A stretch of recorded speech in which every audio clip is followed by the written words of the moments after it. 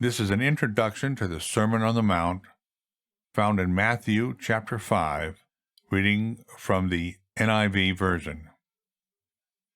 Now when Jesus saw the crowds, he went up on the mountainside and sat down. His disciples came to him, and he began to teach them.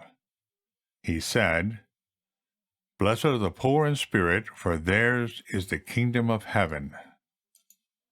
Blessed are those who mourn, for they will be comforted.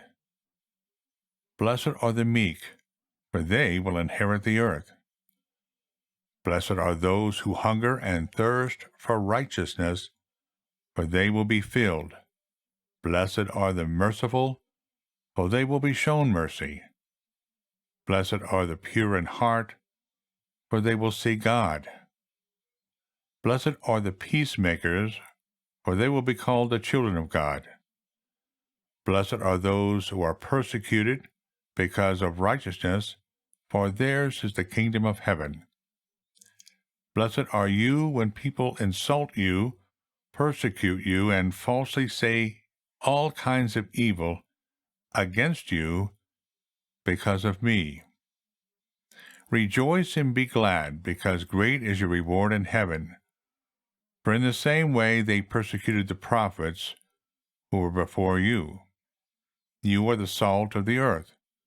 But if the salt loses its saltness, how can it be made salty again? It is no longer good for anything except to be thrown out and trampled underfoot. You are the light of the world. A town is built on a hill, and it cannot be hidden. Neither do people light a lamp and put it under a bowl. Instead, they put it on a stand, and it gives light to everyone in the house.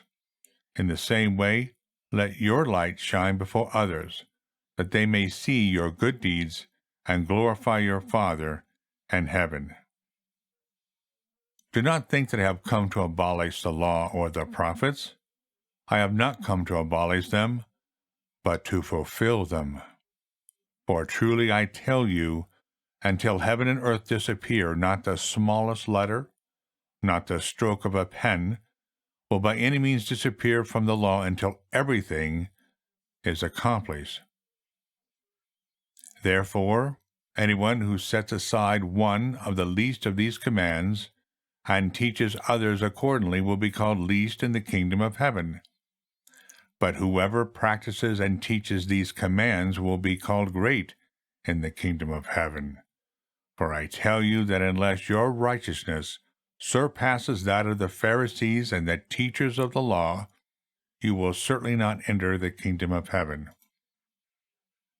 You have heard it said to the people long ago, "You shall not murder," and anyone who murders will be subject to judgment. But I tell you that anyone who is angry with his brother or sister will be subject to judgment. Again, anyone who says to a brother or a sister, "Raka," is answerable to the court, and anyone who says, "You fool," will be in danger of the fire of hell. Therefore, if you are offering your gift at the altar and there remember your brother or sister has something against you, leave your gift there in front of the altar. First go and be reconciled to them, then come and offer your gift. Settle matters quickly with your adversary who is taking you to court. Do it while you are still together on the way, or your adversary may hand you over to the judge, and the judge may hand you over to the officer, and you may be thrown into prison. Truly I tell you, you will not get out until you have paid the last penny.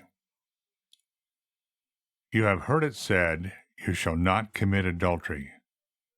But I tell you that anyone who looks at a woman lustfully has already committed adultery with her in his heart. If your right eye causes you to stumble, gouge it out and throw it away. It is better for you to lose one part of your body than for your whole body to be thrown into hell. And if your right hand causes you to stumble, cut it off and throw it away. It is better for you to lose one part of your body than for your whole body to go into hell. It has been said anyone who divorces his wife must first give her a certificate of divorce. But I tell you that anyone who divorces his wife, except for sexual immorality, makes her a victim of adultery, and anyone who marries a divorced woman commits adultery. Again, you have heard that it was said to the people long ago, "Do not break your oath, but fulfill to the Lord the vows you have made." But I tell you, do not swear an oath at all, either by heaven, for it is God's throne, or by the earth, for it is his footstool, or by Jerusalem, for it is the city of the great King. And do not swear by your head, for it cannot make even one hair white or black. All you need say is simply yes or no.